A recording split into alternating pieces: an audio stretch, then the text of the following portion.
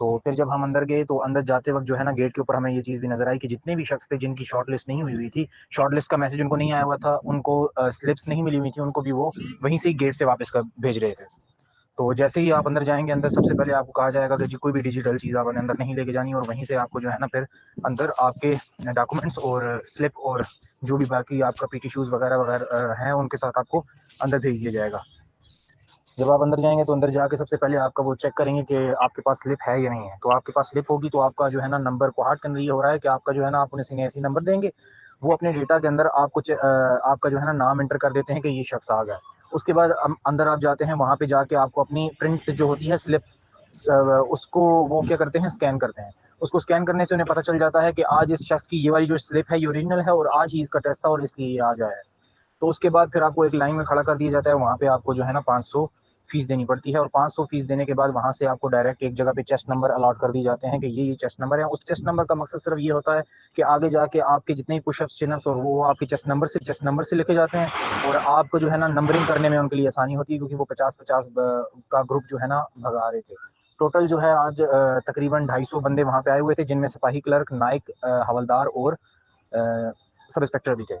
उसके बाद हमारी रनिंग हुई, 1.6 किलोमीटर रनिंग थी, और वो रनिंग जो थी वो 8.5 मिनट में हमें करनी थी। लेकिन वो हमें कह रहे थे कि मैसेजेस जो हैं वो 7 मिनट वालों को आएँगे, तो आपने फुल कोशिश करनी है कि आपने 7 मिनट से पहले या 7 मिनट के राउंड अबाउट आपने वहाँ पे रनिंग पूरी करनी है। तो मेरी रनिंग वहाँ पे 7 मिनट 15 सेकंड के अंदर पूरी हुई, और रनिंग मुकम्मल करने के बाद आपको वहाँ पे जो है ना स्टैंप लगाते हैं स्लिप के ऊपर कि इतने मिनट में इसने रनिंग की है, और वहाँ से जो है आपको भेज दिया जाता है पुशअप्स के लिए, चिन-अप्स के लिए।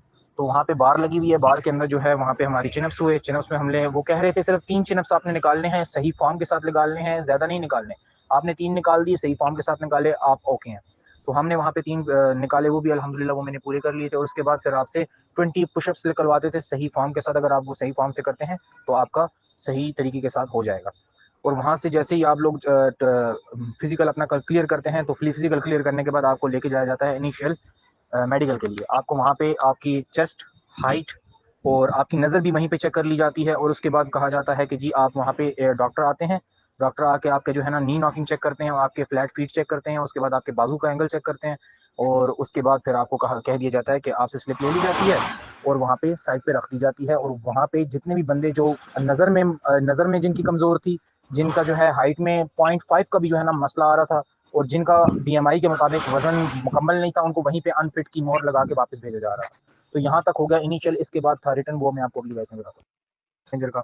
और उसके अंदर जो क्वेश्चन मुझे अभी कुछ याद आ रहे हैं, उनमें से एक ये था कि जी सीएम ऑफ सिंध कौन है, नेशनल बर्ड पाकिस्तान का कौन सा है, करंट डीजी रेंजर्स कौन है, कॉस स्टैंड्स फॉर क्या होता है, और ट्रांसलेट इनटू इंग्लिश में उन्होंने पूछा था कि बारिश होते होते रुक गई, जापान की करेंसी क्या है, और गज़वा बदर में कौन सी हिजरी में हुई।